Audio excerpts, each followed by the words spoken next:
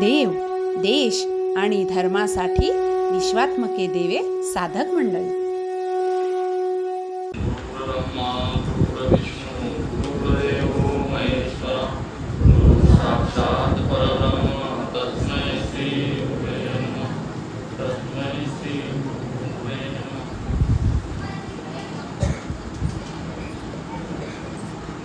आषाढी एकादशीचा पर्व काळ. आषाढी वारी आज आपण बघतोय पूर्ण महाराष्ट्रातून, कर्नाटकातून, गुजरातमधून, आंध्र प्रदेश, मध्य प्रदेश, गोवा आणि भारताच्या कानाकोपऱ्यातून सर्व मंडळी पंढरपूरला वारीसाठी येत आहेत. आणि वर्षानुवर्षी ही पंढरपूरची वारी चालू आहे.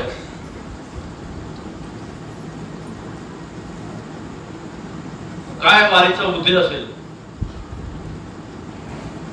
साधूंना काय अपेक्षा असेल वारीमधून, आणि मग तुम्ही आम्ही सर्वच महाराष्ट्राच्या बाहेरून सर्व भाविक वारीला दरवर्षी येतोय. मग तुकाराम महाराजांना, ज्ञानेश्वर माऊलींना, श्रीपादांना जी वारी अपेक्षित आहे, जी संतांची तळमळ आहे, वारी व्हायला पाहिजे, पण ती संत रीतीने व्हायला पाहिजे. आज प्रचलित वारीमध्ये एक परंपरा म्हणून सर्व लोक जातात, पांडुरंगाचं दर्शन घेतात, काय अपेक्षा घेऊन जातात, सुख मिळावं, प्रेम मिळावं, तेव्हा त्या एक वर्षभराची ऊर्जा मिळावी. ते वाईट पण नाहीये, पण रीत चुकली असेल तर त्यांची अपेक्षा आहे की त्यांच्या जनाचा उद्धार व्हावा.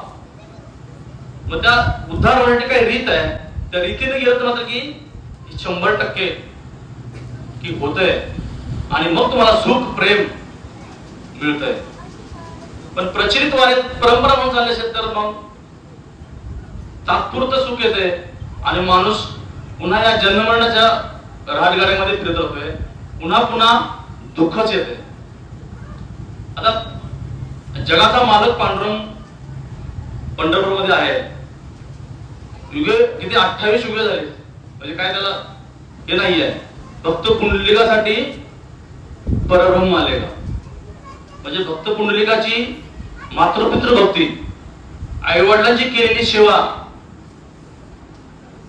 म्हणजे ते सद्गुरूंच्या परमात्म्याच्या लक्षात आल्यानंतर की मातृपितृ भक्ती म्हणजे आई वडिलांची सेवा कशी झाली पाहिजे, अंतरंगातनं कशी झाली पाहिजे, साधूंच्या रीतीने कशी झाली पाहिजे, तेव्हाच परमात्मा तिथं भेटीला येतो.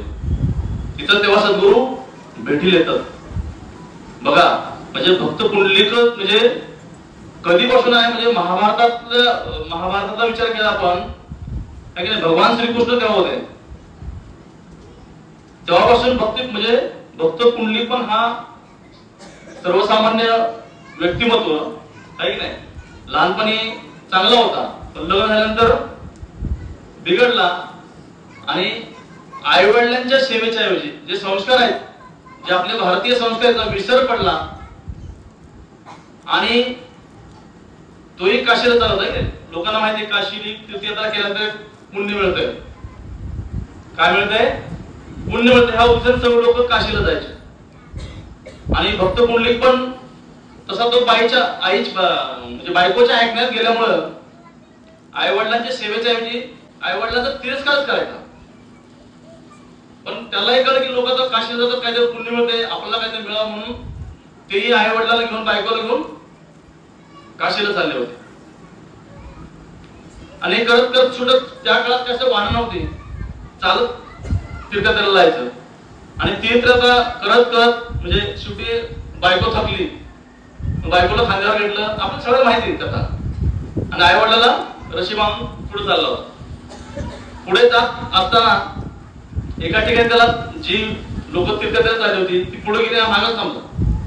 मग त्याला कुठं काशीला जायचं माहित नाही, चाललाय प्रवासामध्ये. मग शेवटी एका आश्रमाच्या ठिकाणी विचारावं नव्हतं ते पुढे काशीला कसं जायचं. आणि त्या आश्रमात गेला तर नंतर चौकशी केली, हा आश्रम कुणाचा आहे. तर कुकुट स्वामीचा आश्रम होता.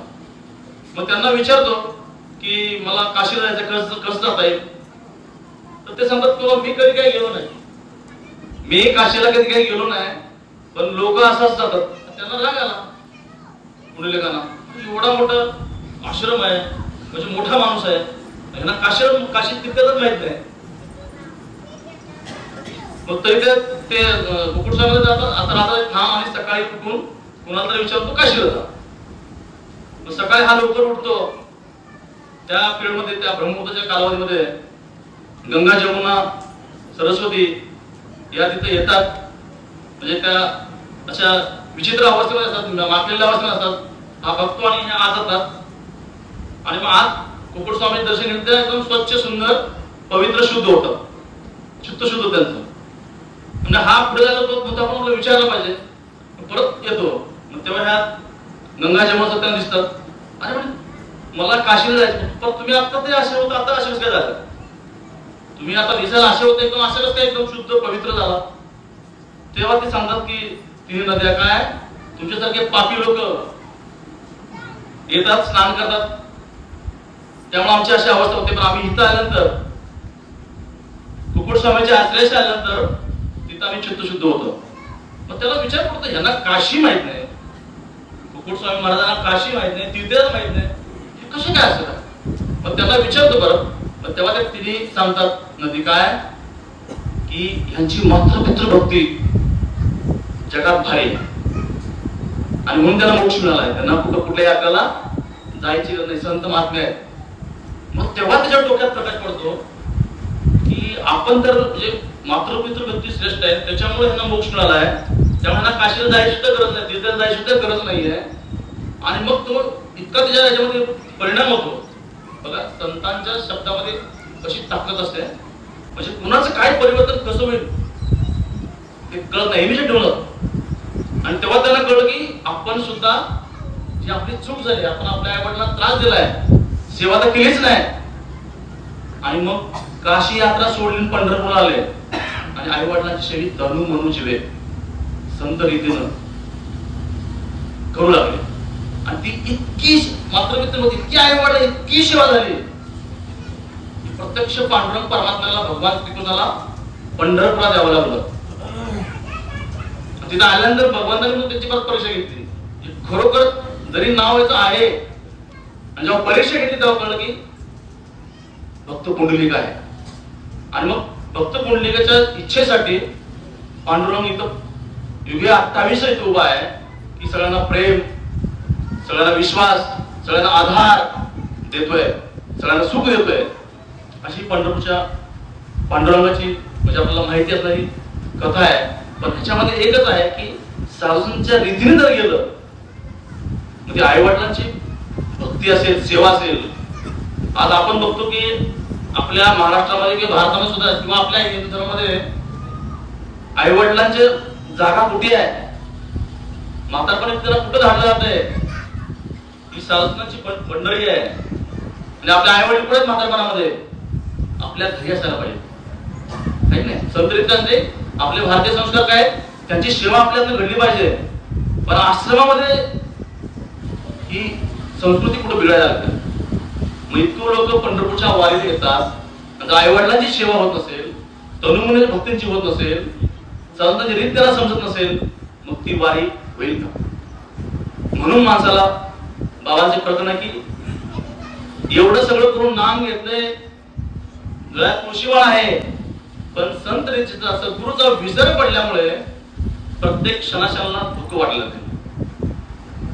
दुःखाचं म्हणजे डोंगरच आहे. म्हणजे जन्ममानाचा फेरा आपण म्हणतो ना, 184 एका कोटी कोटी वेळा फेरा.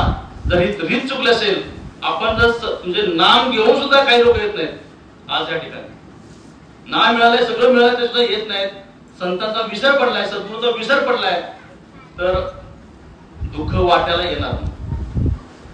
मग दुःख म्हणजे भगवान सुद्धा प्रत्येकाच्या संसारामध्ये, प्रपंचामध्ये टाकतो, टेस्टिंग करतो. कसा आहे, म्हणजे कसा राहतो हा जन्मल्यापासून मृत्यूपर्यंत. जन्माने मुक्त भगवंताच्या हातामध्ये आहे, मधला खेळ आपल्या हातामध्ये आहे. पण हा खेळ तो कसा करतोय? का प्रपंच करता करता प्रपंचामध्येच मरतोय? का प्रपंच करता करता सद्गुरूचा आश्रय घेतोय, सद्गुरूच्या रीतीमध्ये येतोय, तर तिथं परिवर्तन आहे. नसेल तर दुःखच दुःख आहे. मग दुःख काय येतं?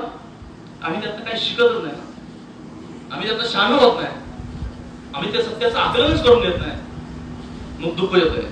मग बाबा म्हणतात की म्हणजे महाभयंकर दुःख आहे, काय कठीण दुःख आहे.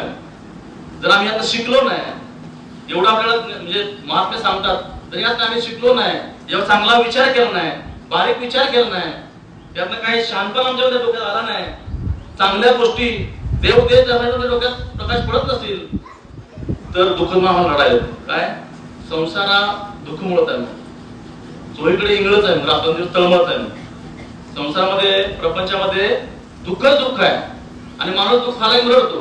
एखादा खड्डा पडला की माझ्याच वाटणीला का आला, एखादा माणूस गेला तर माझ्याच घरात लवकर का गेला, किंवा संसारात काही चटका बसला, दुष्काळ आला, जास्त पाऊस पडला तरी तळमळ चालू.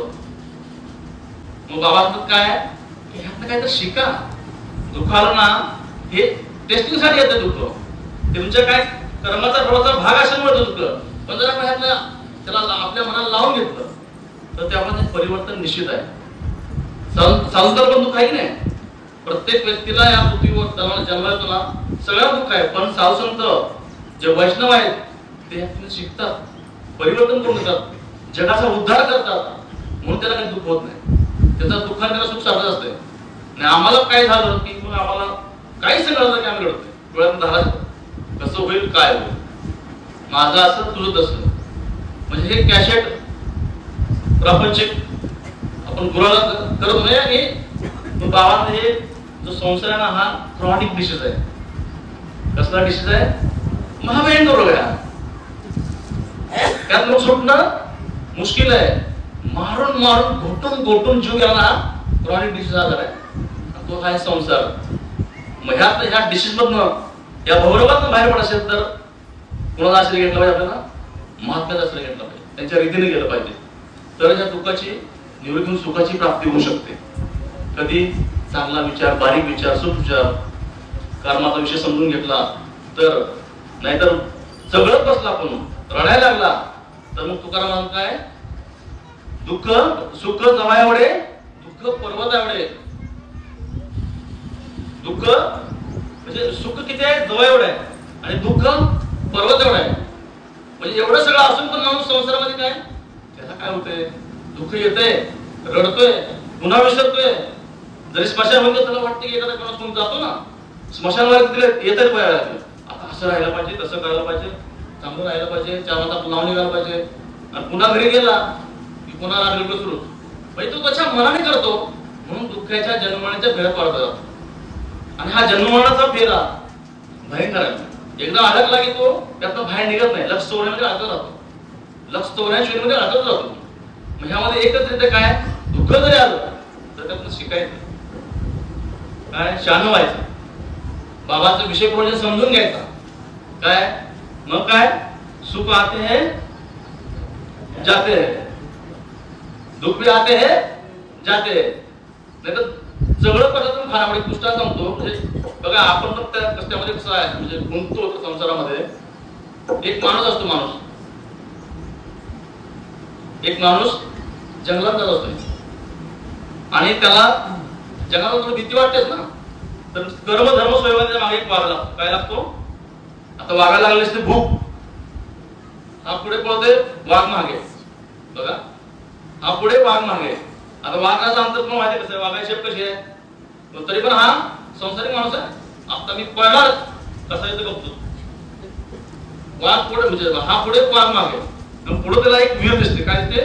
आता बस झालं, काय खुश विहीर दिसली की आता उडी मारायची, हा कसा येतो बघतो.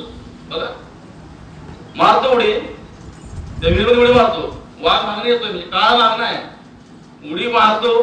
पण कर्म धरून स्वयं काय त्या विहिरीत असते पाणी आणि तिथे एक पाणगुळ असते. काय पाणगुळ म्हणजे झाड आहेत ना, ते झाड आले असते. ती हा उडी बघितलं असतं ना, उडी मारतो त्या धुंदीत कसं येते बघतोच आणि त्या झाडावरच पकडतो आणि खाली वळतात. विहीर कोरडी असते काय, आणि ती नेमकं त्या विहीर कोरडी असल्यामुळे खाली असतो नाग साप. काय आता बघा वरती आलाय कोण? वाघ, खाली कोण आहे नाग, वरती वाघोबा, खालती सॉरी वरती वाघोबा, खालती नागोबा. बघा काळ कसा आहे. मध्ये जे जे झाडाला पकड होतं ना तिथं होतं आगोबा, आग्यामो. आता ते झाड हल्ल्यामुळे आग्यामो सोडणार आहे का? लागले तोंडाला, माशा सगळं, कानाला, डोळ्याला सगळं पडा सुरुवात केली ती. म्हणजे बघा वाघोबा मध्ये आहे आगोबा, खाली आहे नागोबा. तरी कसा विचार करतोय हा?